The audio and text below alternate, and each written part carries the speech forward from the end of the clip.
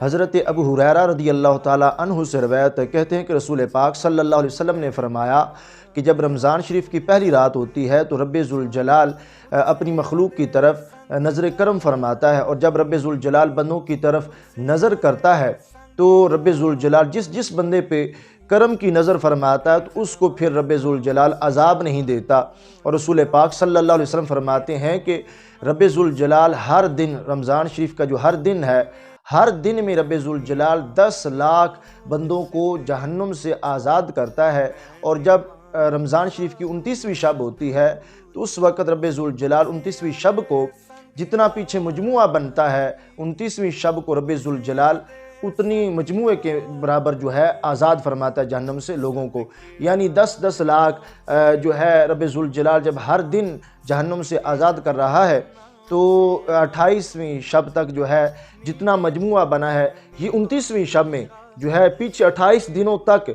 جتنا مجموعہ بن رہا ہے 28 دنوں کا، تو 29ویں شب کو جو ہے رب ذوالجلال اتنا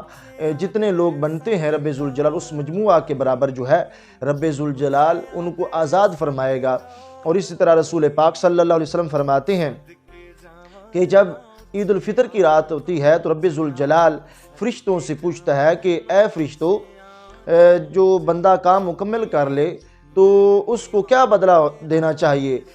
تو فرشتے عرض کرتے ہیں کہ یا اللہ جل جلالہ، اس کو اس کی مزدوری پوری دینی چاہیے۔ تو رب ذوالجلال جو ہے یعنی کہتے ہیں کہ اس کو پورا اجر ملنا چاہیے، اے اللہ کہ اس کو پورا اجر ملنا چاہیے۔ تو رب ذوالجلال فرماتا ہے کہ اے فرشتوں، گواہ رہو کہ جن لوگوں نے میری رضا کی خاطر بھوک پیاس کاٹی ہے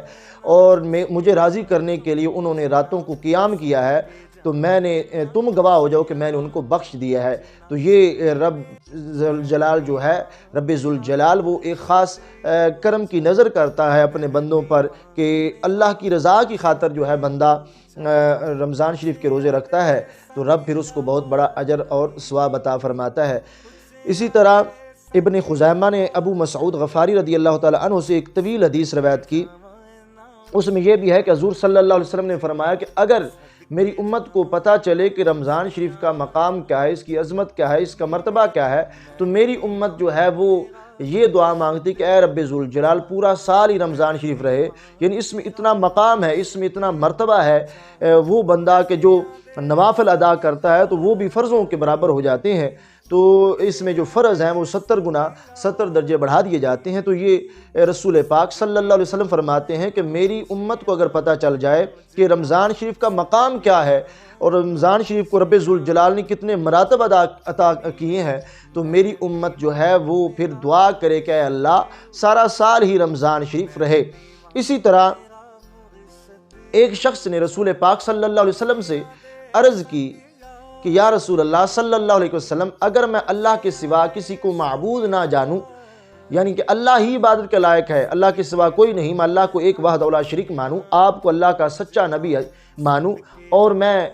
5 وقت کی نماز پڑھوں، رمضان شریف کے روزے رکھوں، میں زکوٰۃ ادا کروں، تو اے اللہ کے پیارے محبوب حضرت محمد مصطفیٰ صلی اللہ علیہ وسلم، میں رات کو قیام کروں، تو آپ بتائیں کہ مجھے پھر ملے گا کیا، اس کا مجھے کیا بدلہ ملے گا؟ تو رب ذوالجلال کے پیارے نبی حضرت محمد مصطفیٰ صلی اللہ علیہ وسلم فرماتے ہیں کہ اس کے بدلے میں رب ذوالجلال تجھے صدیقین اور شہداء کا مرتبہ عطا فرمائے گا، کہ تو صدیقوں اور شہیدوں میں جو ہے شمار کیا جائے گا، ان کی صف میں قیامت کے دن کھڑا ہوگا، رب ذوالجلال ان کے ساتھ تمہیں اٹھائے گا۔ تو یعنی اتنا ایک جو ہے رمضان شریف کے لحاظ سے بھی فرمایا گیا کہ اس کو ایک خاص جو ہے مقام مرتبہ عطا کیا گیا ہے۔ رب ذوالجلال ہمیں ماہ رمضان کی قدر کرنے کی توفیق عطا فرمائے۔ وآخر دعوانا